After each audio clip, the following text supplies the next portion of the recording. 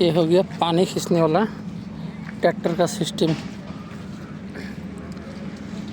जैसे खेत में हल मारता है इस तरह से इधर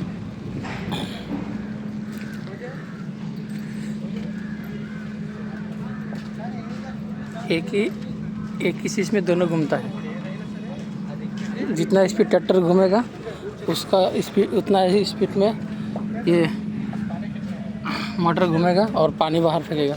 मतलब बहुत ज़बरदस्त टेक्नोलॉजी है जो इसमें फिटिंग किया है।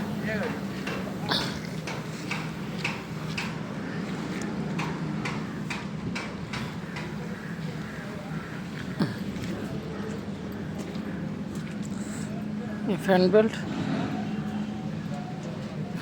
नंबर